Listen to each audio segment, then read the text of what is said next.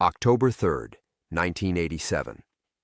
Frank Morrison had been running that desert gas station for 3 months, long enough to think the past couldn't find him. That's when 7 Harleys rolled out of the heat shimmer like death itself. The leader walked straight to the counter, leather vest, prison tattoos, eyes like broken glass. He slammed a photograph down, Frank's dead partner, Detective Ray Collins, smiling next to a warehouse. Frank's hands stayed flat on the counter, the photograph of Ray under his left palm. The register behind him hummed like a dying wasp.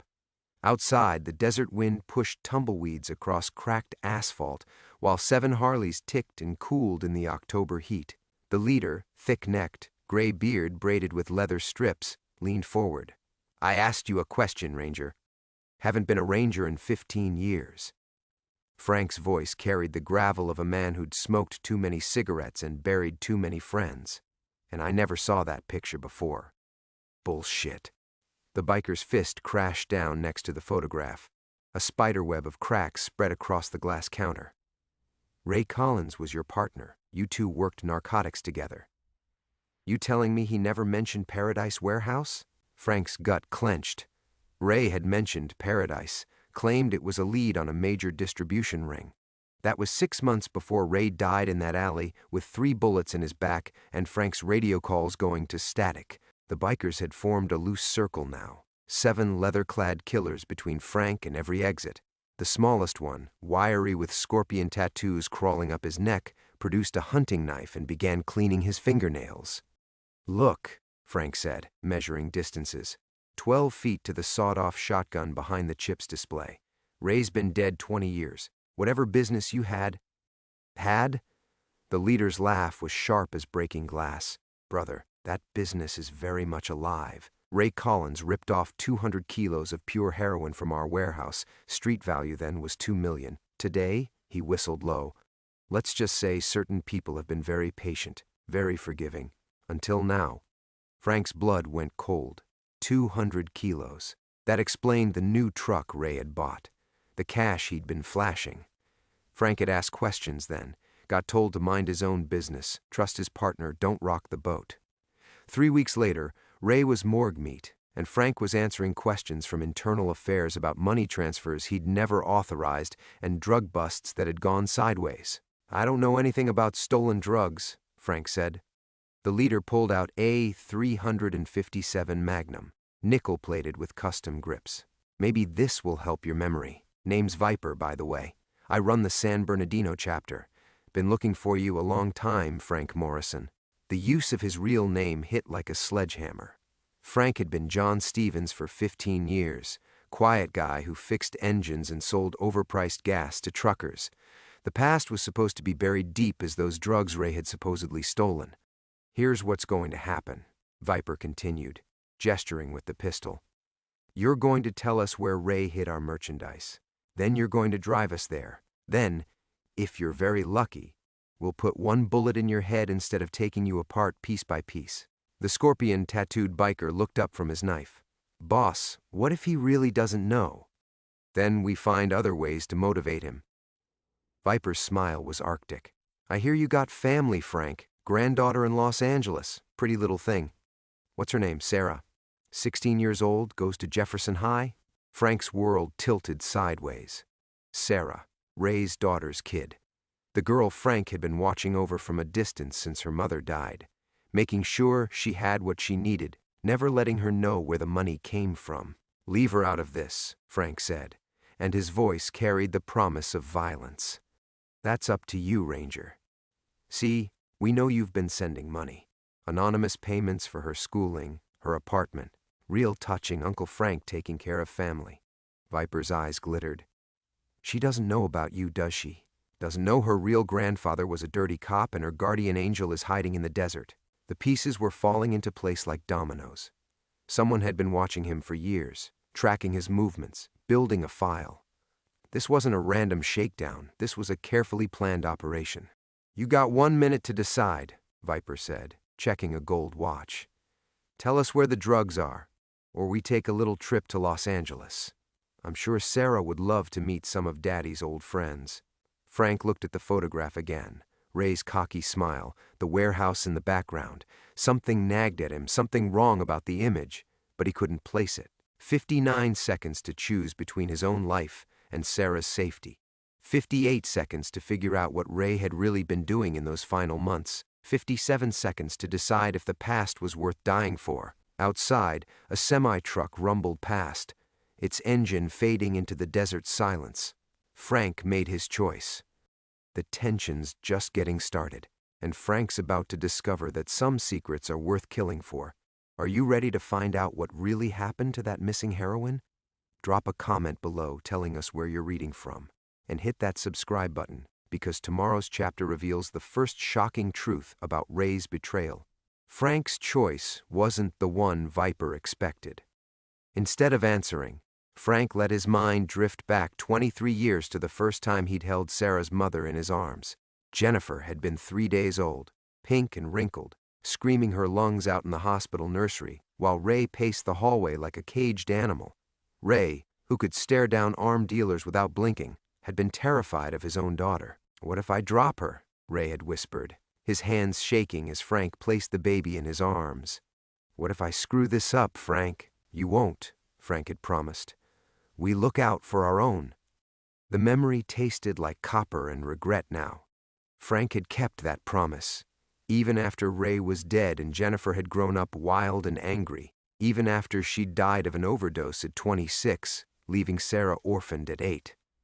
For 8 years, Frank had been a ghost in the girl's life, anonymous money orders, strings pulled from a distance, watching her school plays from the parking lot through binoculars. Sarah was the only good thing left of the Morrison bloodline, and she didn't even know it existed. 30 seconds, Viper said, but Frank was still somewhere else, remembering. The gas station had been his penance. 15 years of exile in the Mojave Desert, where the wind carved the rocks into cathedral spires, and the silence was so deep you could hear your own heart breaking. He'd bought the place with cash, dirty money from evidence lockers that Ray had somehow accessed, though Frank hadn't learned about that until after the funeral. The irony wasn't lost on him, using stolen drug money to pay for his hiding place from the men who wanted their stolen drugs back. The station itself was a relic from the 1960s. 2 pumps with analog meters, a low-slung building with sun-bleached paint, and a roof that leaked when the rare desert storms rolled through. Frank had spent years fixing everything himself, rewiring the electrical, patching the roof, rebuilding the ancient Chevy engine in the tow truck out back. Work was meditation. Work kept the ghosts quiet. Most days, he saw maybe a dozen customers. Truckers heading toward Vegas, lost tourists with overheated radiators, the occasional local rancher stocking up on beer and beef jerky. Frank knew them all by name, knew their stories, their troubles. Mrs. Chen drove out every Sunday to buy lottery tickets and complain about her arthritis. Big Mike, the trucker, always ordered black coffee and asked about Frank's fictional nephew in college. They were good people living simple lives, and Frank had almost convinced himself he could be one of them. The walls of his office were decorated with pictures of other people's families, photos customers had left behind over the years. Frank had kept them all, told himself they were decorations, but really they were reminders of the life he'd never had. Ray had been his family, Jennifer, Sarah, from a distance. Behind the counter, hidden in a coffee can marked receipts, Frank kept the only photo he'd ever taken of Sarah. She was 14 in the picture, walking out of school with her friends, backpack slung over one shoulder, laughing at something. Frank had driven 6 hours to Los Angeles just to see her for 5 minutes, to make sure she was okay. He'd never spoken to her, never let her see him, but he'd memorized every detail. The way she tucked her dark hair behind her left ear when she concentrated, the constellation of freckles across her nose, the defiant tilt of her chin that reminded him so much of Jennifer. Sarah was smart, honor roll every semester. She wanted to be a veterinarian. She volunteered at the animal shelter on weekends and worked part-time at a bookstore to help with expenses. She had no idea that the anonymous scholarship covering her private school tuition came from a grandfather she'd never met. A man who'd watched his partner betray everything they'd sworn to protect. The smell of motor oil and cigarettes in the station mixed with something else now, the metallic scent of fear. Frank could feel his pulse in his temples, could taste the adrenaline flooding his system. His body was remembering things his mind had tried to forget. the weight of a service weapon, the sound of gunfire echoing off warehouse walls, the way time slowed down when death was reaching for you with both hands. "Time's up," Viper said, raising the 357. Frank's weathered hands stayed flat on the counter. The photograph of Ray seemed to mock him through the cracked glass. 20 years of running, and it had all led back to this moment. 7 killers in his sanctuary, threatening the one person in the world who mattered. The desert wind rattled the windows like an old man's cough.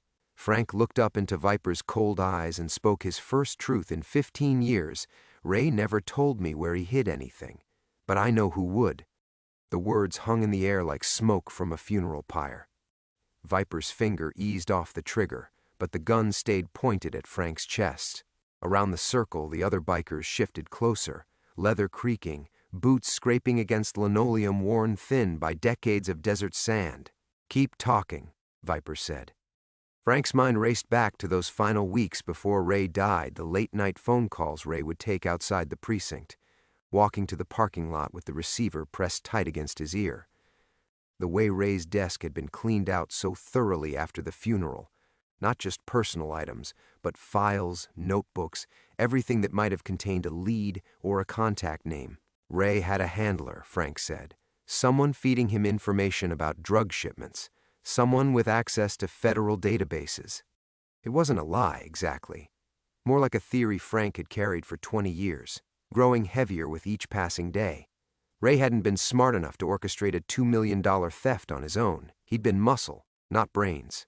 But he'd had protection from somewhere high up the food chain, someone who could make evidence disappear and investigations stall out.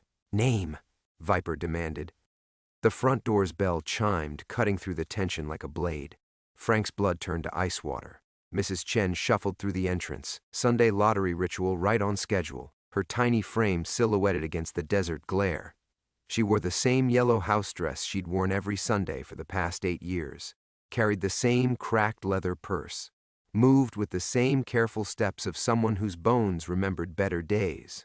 7 Hell's Angels turned to stare at her. 7 killers with nothing to lose and a 16-year-old girl's life hanging in the balance. Mrs. Chen looked up from counting wrinkled dollar bills and smiled at Frank the way she always did. "Good afternoon, Johnny," she said, using the false name he'd worn like armor for 15 years. "You look tired today. Are you eating enough vegetables?" The scorpion-tattooed biker started toward her, knife appearing in his hand like magic. Frank's old instincts screamed at him to move, to protect, to serve like he'd sworn to do before everything went to hell. But Viper's gun was still trained on his chest, and Mrs. Chen was 83 years old with a weak heart. "Ma'am," Frank said carefully, "we're closed for maintenance today. Come back tomorrow?" Mrs. Chen squinted through thick glasses, finally registering the leather-clad strangers surrounding the counter. Her face went pale, but she nodded once and turned toward the door with the dignity of someone who'd survived the Cultural Revolution and wasn't about to be intimidated by American criminals.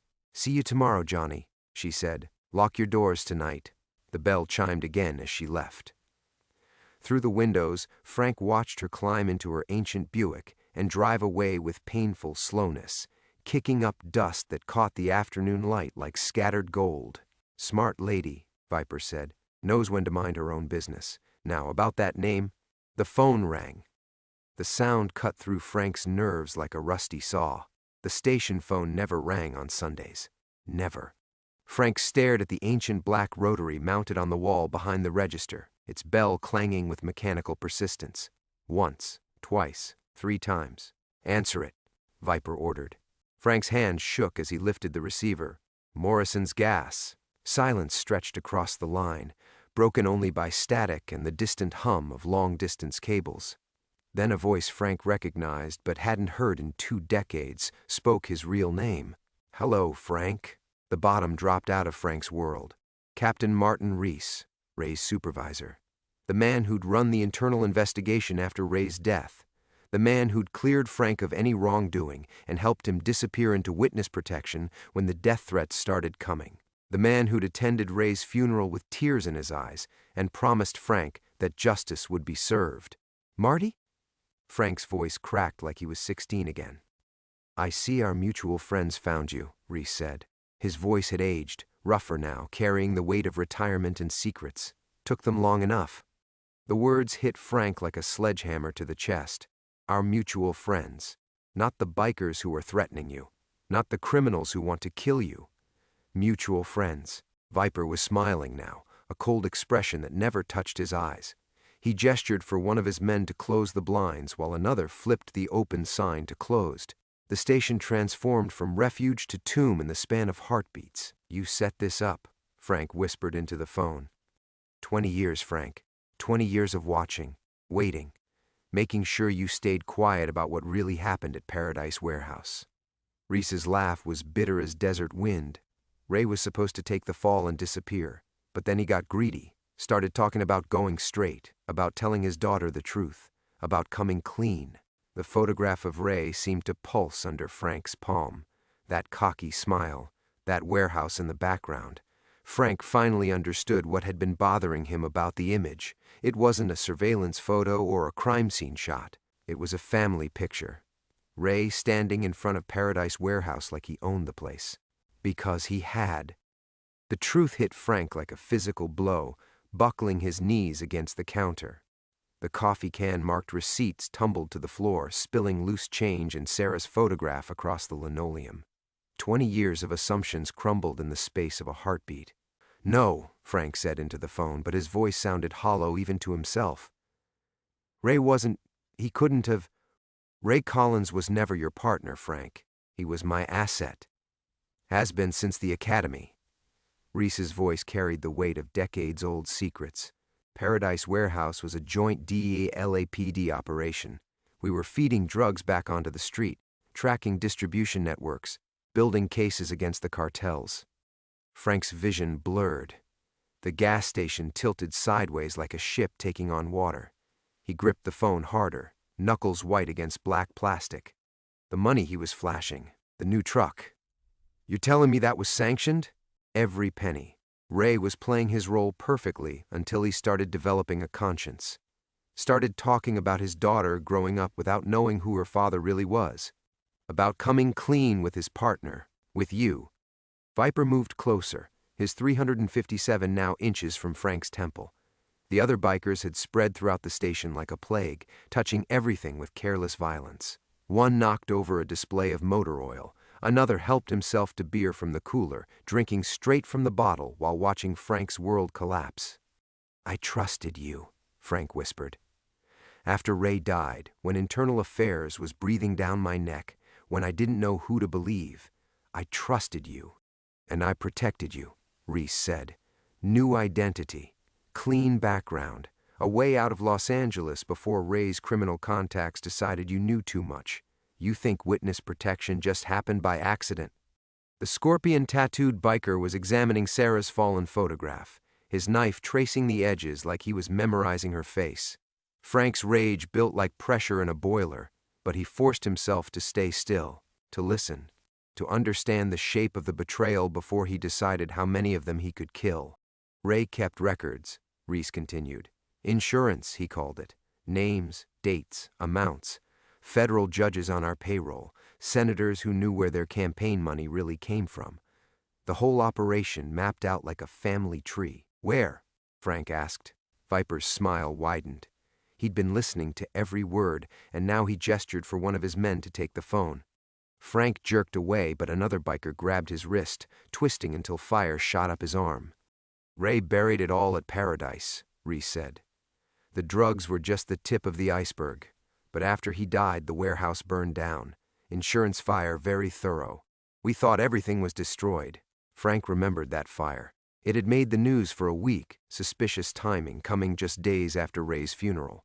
The investigators had found accelerant traces but no suspects. Case closed, file buried, another mystery for the desert to keep.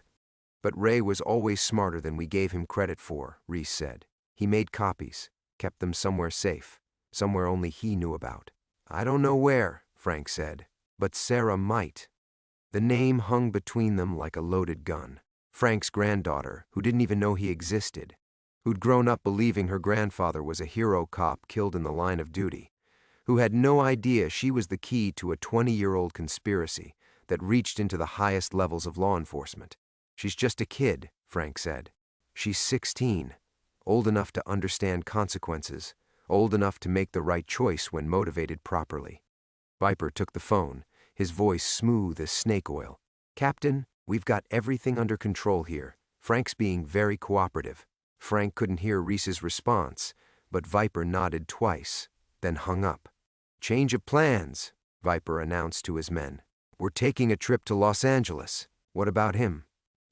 The Scorpion biker gestured toward Frank with his knife. "He's coming with us. Family reunion time."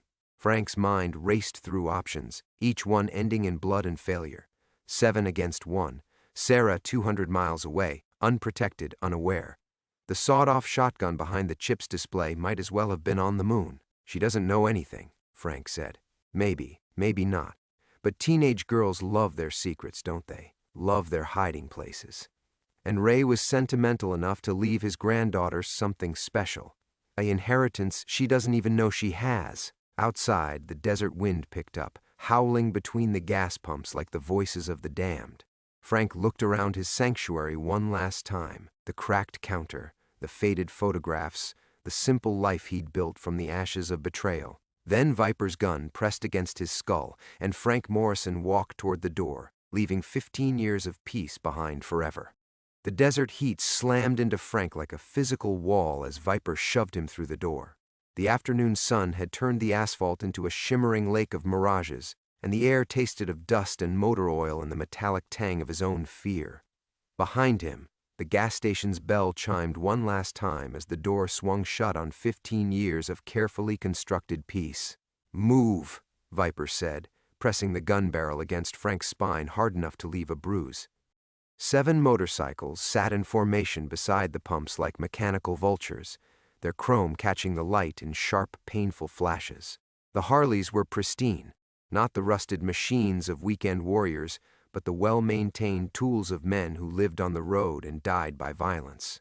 Frank recognized the models: Road Kings and Street Glides, bikes that could hit 120 without breaking a sweat, perfect for running drugs across state lines or disappearing into the Nevada mountains if things went bad. The Scorpion biker was still holding Sarah's photograph, studying it like he was memorizing every detail of her face. Frank's granddaughter smiled up from the cracked image, frozen at 14, unaware that her life was about to become currency in a game she'd never asked to play. "Pretty girl," the biker said, sliding the photo into his vest pocket. "Looks like her grandmother." Frank's blood turned to ice. "You knew Jennifer?" "We knew all of Ray's family. Had to, considering how deep he was in our business." Viper holstered his weapon and pulled on leather riding gloves with practiced efficiency. "Your daughter had quite the habit toward the end. Heroin's a hell of a thing. Starts with pills, moves to powder, ends with a needle and a body bag." The words hit Frank like physical blows.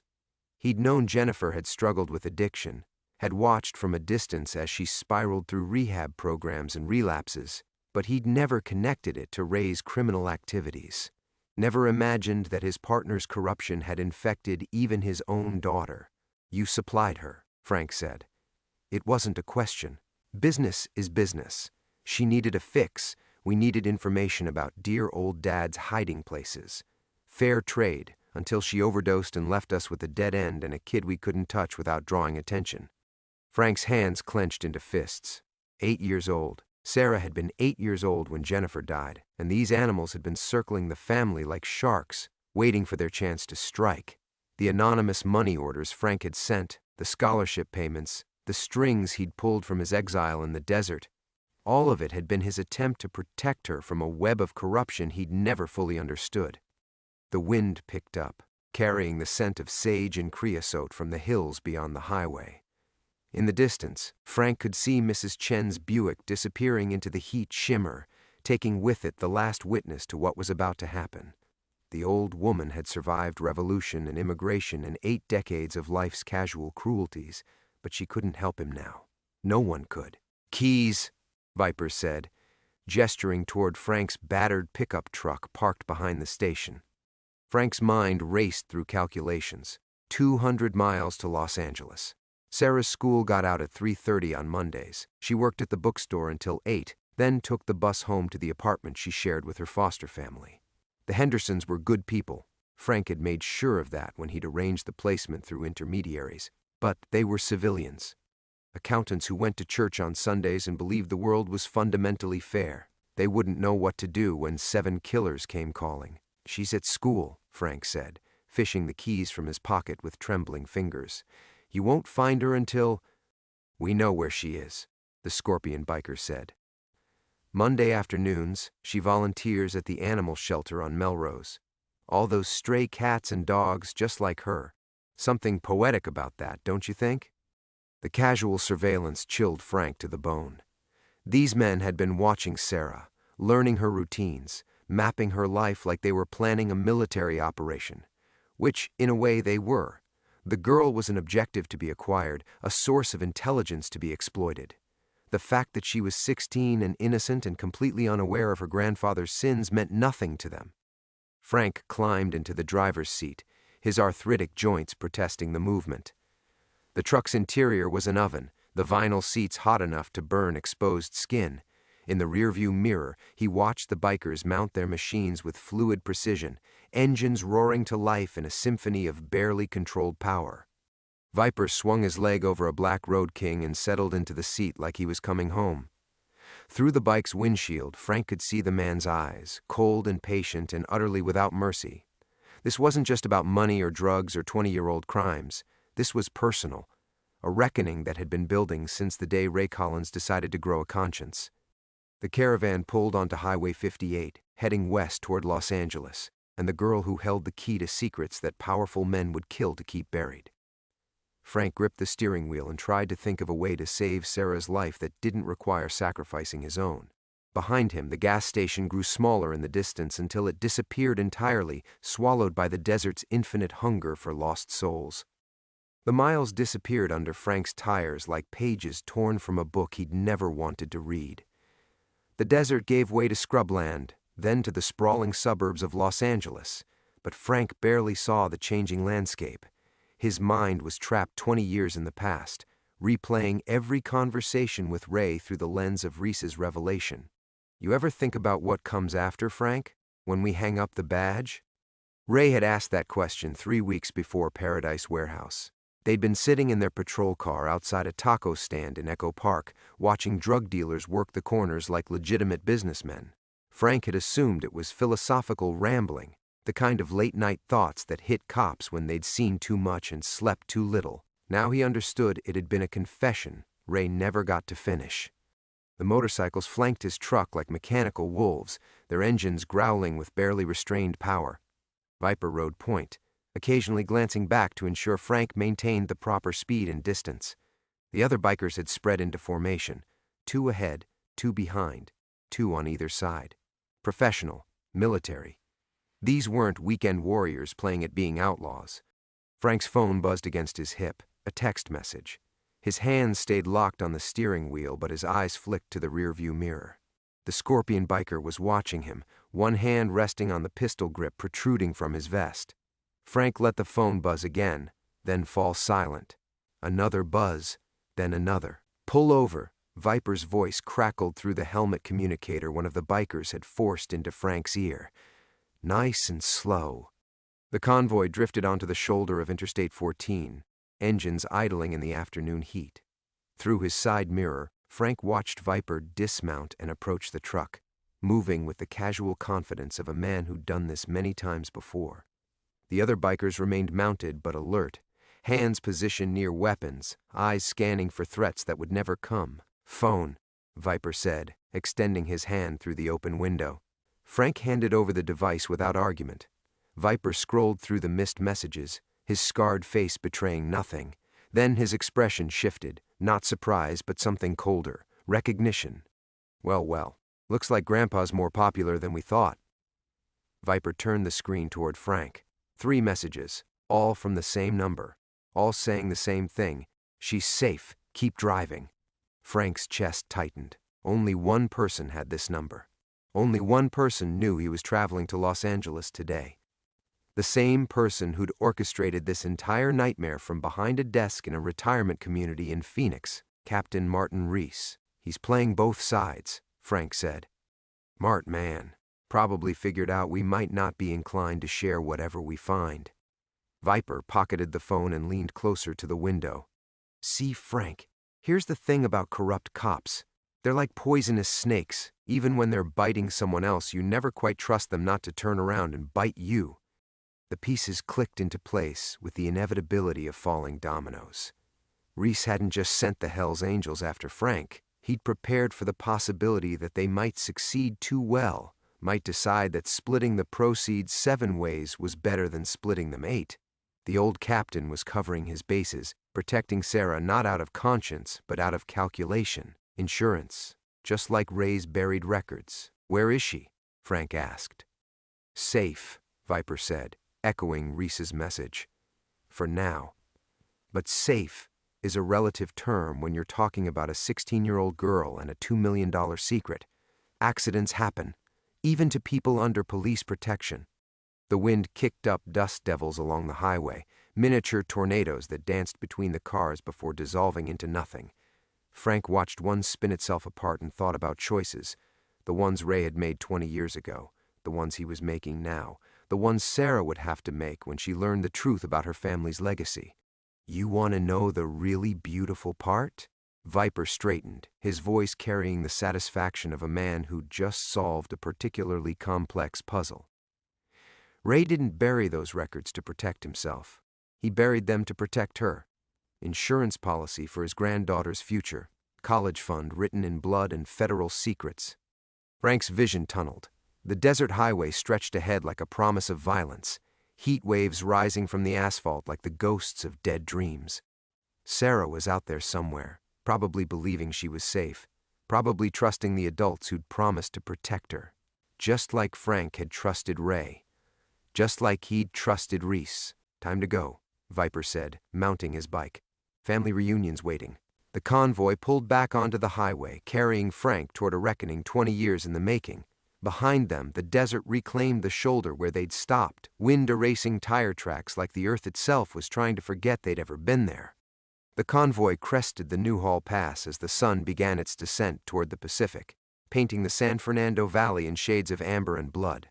Frank's hands had gone numb from gripping the steering wheel, his knuckles white as old bones.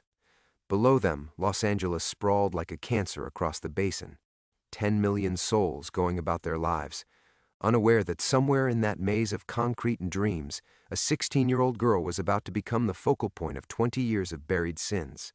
His phone buzzed again in Viper's pocket. The biker leader reached for it without breaking formation, his Road King holding steady at 75 while he checked the screen one-handed. Through the communicator, Frank heard him chuckle, a sound like gravel being crushed underfoot. "Reese is getting nervous," Viper said. "Wants to know our ETA. Worried we might be having second thoughts about our partnership." Frank's throat felt lined with sand. "Are you?" Smart question. See, the thing about partnerships is they only work when both sides have something the other needs. Right now, we need Reese's information and his protection. But once we have Ray's records, Viper let the sentence hang in the desert air like a noose. The traffic thickened as they approached the 405 interchange. Frank found himself trapped between an 18-wheeler hauling produce north and a soccer mom in a Lexus who kept glancing nervously at the motorcycle formation. Her windows were up, air conditioning running, but Frank could see her fingers dancing across her phone screen, probably calling someone about the scary bikers on the freeway. If only she knew what they were really capable of. "Tell me about Paradise Warehouse," Frank said into the communicator. "Tell me what really happened that night." Viper was quiet for so long that Frank wondered if the connection had died. Then, "You want the truth, or the version that lets you sleep at night?" "I stopped sleeping 20 years ago. Ray was supposed to die clean, one bullet quick and professional. But he saw it coming. Maybe Reese tipped his hand. Maybe Ray was just paranoid enough to stay alive a few extra seconds. Either way, he got to his gun." The images flashed through Frank's mind like a film reel catching fire. Ray drawing his service weapon in the warehouse's shadow-filled interior. Muzzle flashes lighting up stacked crates and concrete pillars. The smell of cordite and blood and Ray's aftershave. Old Spice, the same brand he'd worn since the academy. The fire wasn't to destroy evidence, Viper continued. It was to destroy Ray's backup plan. See, your partner was old-school paranoid. Didn't trust banks, didn't trust safe deposit boxes. But he trusted the earth. Buried everything important in places only he knew about. Frank's mind raced back to their partnership's final months. Ray's weekend trips to the mountains. His sudden interest in camping and hiking. Hobbies he'd never shown before. Frank had assumed it was a midlife crisis, a man trying to reconnect with nature before arthritis and time made it impossible. But Ray had been burying treasure, insurance policies written in dirt and secrets. The warehouse was just his base camp, Frank said, the pieces falling into place with sickening clarity. He kept the records somewhere else, somewhere he could access easily but nobody else could find, somewhere sentimental, somewhere that meant something to his family. The convoy slowed as they entered the urban maze of the San Fernando Valley. Strip malls and fast food restaurants stretched toward the horizon like monuments to mediocrity, punctuated by the occasional palm tree struggling to survive in the smog. Frank's chest tightened as familiar landmarks appeared. The off-ramp where he'd arrested his first drug dealer, the park where he'd played catch with Jennifer when she was still young enough to believe her father was a hero. This had been his territory once, his beat, his responsibility, his home. Now it felt like a foreign country where he didn't speak the language or understand the currency. Ray never told you about his camping trips? Viper asked, reading Frank's thoughts with unsettling accuracy. He said it helped him think. It did, but not about nature, about the future, about what would happen to Jennifer and Sarah if his criminal friends decided he knew too much. Every weekend, he'd drive up to the Angeles National Forest and add another piece to his insurance collection. Names, dates, photographs, recordings. 20 years of dirty money and dirtier politics, all wrapped in plastic and buried like a time capsule. Frank's vision blurred. The desert heat combined with exhaust fumes and the weight of revelation was making him dizzy. He rolled down the window, letting the scorching air blast across his face like a furnace.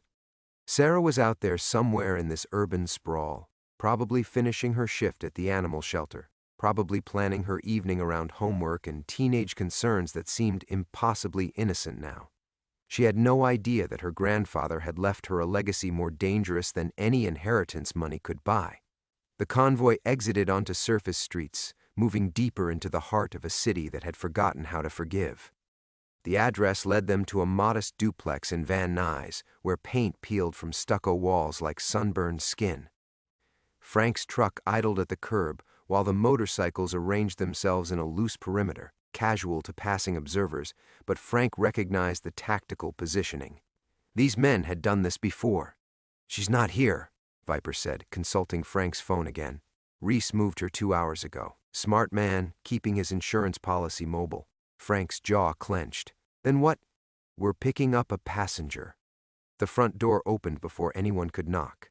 A woman emerged, mid-40s, hollow-eyed, wearing a waitress uniform that had seen too many double shifts.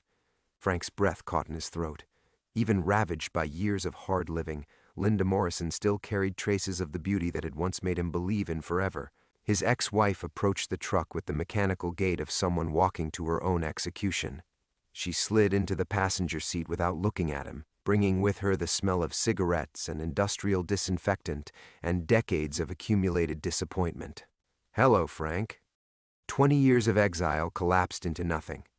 Frank saw her as she'd been on their wedding day, radiant in white lace, promising to love a young cop who thought justice was simple and evil always wore black hats.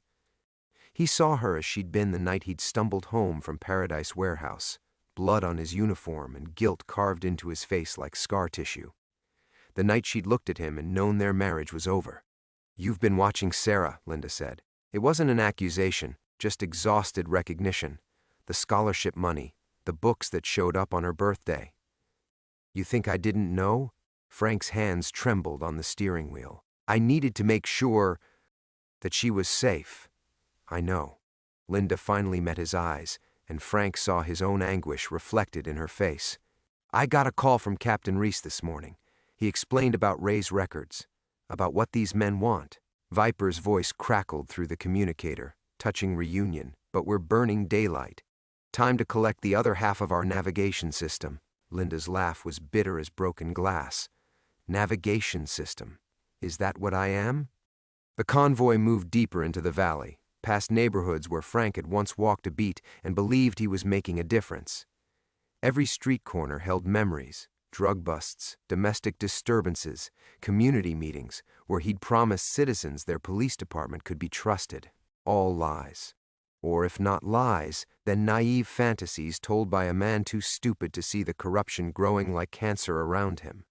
Ray came to see me after Jennifer's funeral, Linda said, her voice barely audible over the engine noise. He was different, broken, kept talking about insurance policies and protected futures. I thought he meant life insurance. He meant survival, Frank said. He gave me something that day. Said if anything ever happened to him, if men in leather ever came looking for answers, I should take it to the place where he'd proposed to Carol, where he'd been happiest. Frank's chest constricted. Ray had proposed to his wife at Griffith Observatory. Frank remembered the story from countless retelling over beers after shift. Ray had planned it for weeks, waiting for a clear night when the city lights wouldn't compete with the stars. He'd knelt on the concrete terrace overlooking Los Angeles and promised Carol a future as bright as the constellations above them. 6 months later, they were married. 5 years after that, Jennifer was born. And 20 years after that, Ray was dead in a warehouse, taking his secrets to a grave that had never brought him peace. He knew, Frank said. Even then, he knew someone would come eventually. Linda reached into her purse and withdrew a small metal object, a key, old and tarnished, attached to a keychain bearing the Griffith Observatory logo. He said Sarah's grandfather wasn't the only one who believed in insurance policies. Said some treasures were worth more than money. The convoy turned onto Los Feliz Boulevard, climbing into the hills that overlooked the basin. Ahead, the observatory's Art Deco dome gleamed in the afternoon sun like a promise from a more optimistic age. Frank had brought Jennifer there as a child, pointing out planets through the telescope, while she asked endless questions about space and time and whether stars could see them looking back. Now he was returning with killers and ghosts, searching for evidence that would either save Sarah's life or destroy what remained of his own soul. The motorcycles roared up the winding road past joggers and dog walkers, past families enjoying picnics in the shadow of the Hollywood sign. Normal people living normal lives, unaware that 20 years of buried corruption was about to claw its way back to the surface. At the observatory's parking lot, Frank finally understood what Ray had been trying to tell him all those years ago. Some sins were too heavy for one man to carry alone. The reckoning had begun. The key trembled in Linda's palm as they approached the observatory's main entrance, tourists streaming past them in blissful ignorance. Frank had expected crowds to thin as evening approached, but families still wandered the grounds. Children pointing at the Hollywood sign while parents snapped photos of a skyline that promised dreams and delivered heartbreak in equal measure. Viper's crew had dispersed with practiced efficiency. 3 stationed at the parking lot's exits, 2 watching the main building, 1 trailing the group at a distance that suggested casual interest. To any observer, they were just motorcycle enthusiasts enjoying an afternoon at one of LA's most popular attractions.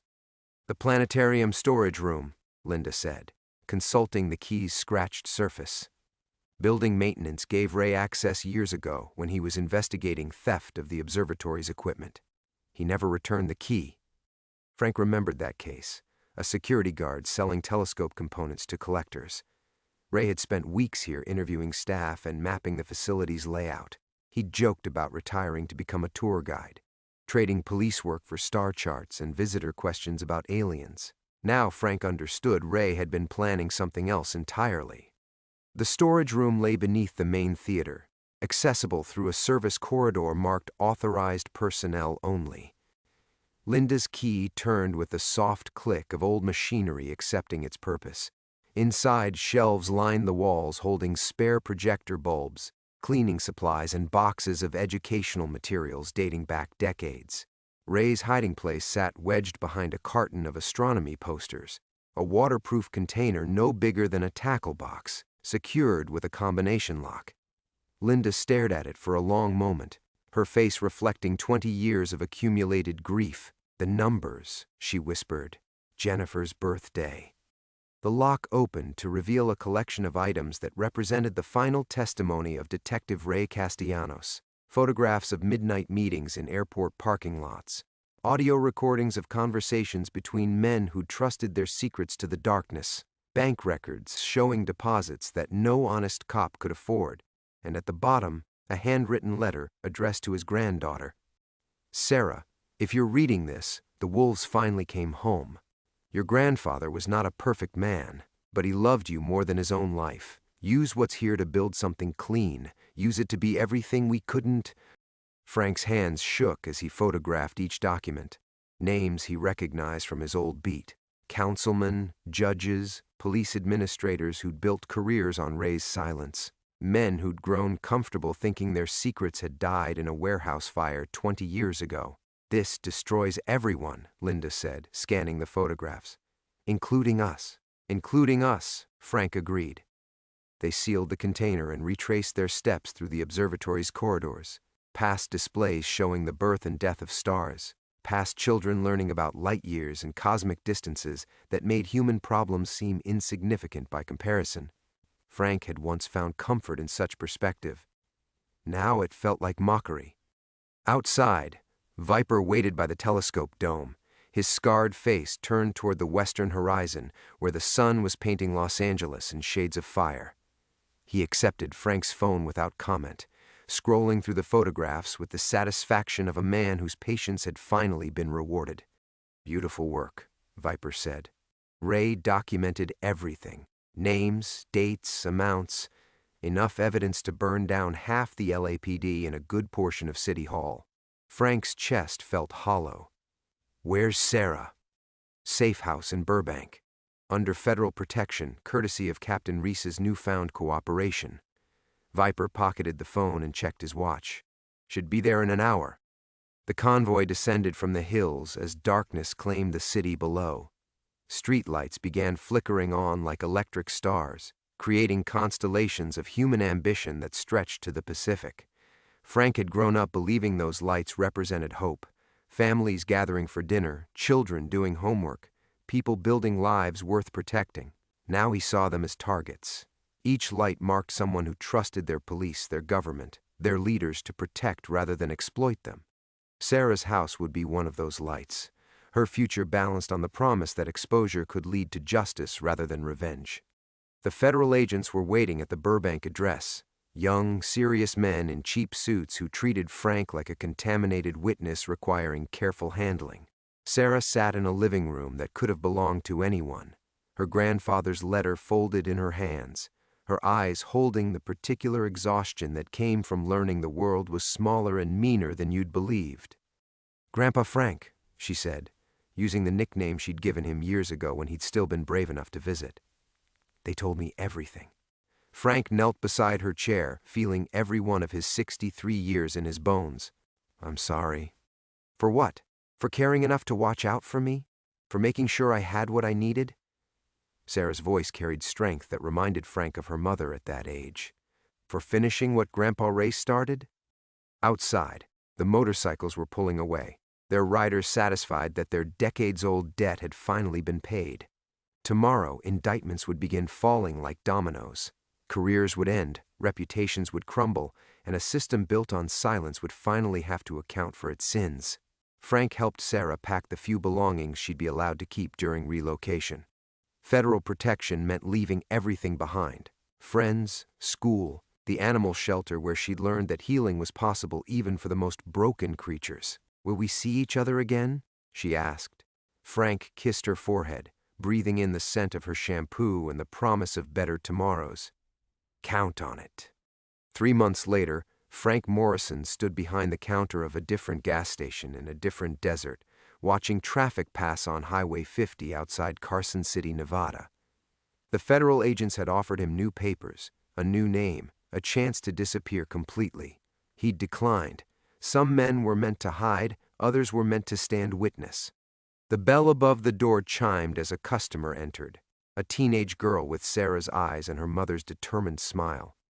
She was calling herself Rebecca now, attending high school in Reno, working weekends at an animal hospital that specialized in rescuing wild mustangs. "How's business, Grandpa Frank?" she asked, selecting a bottle of water from the cooler. "Quiet," Frank said, "the way I like it." Through the window he could see the vast Nevada sky stretching toward mountains that had stood unchanged since before humans learned to lie to each other. Somewhere in that immensity, truth existed independent of human corruption. Somewhere, justice waited patiently for people brave enough to seek it.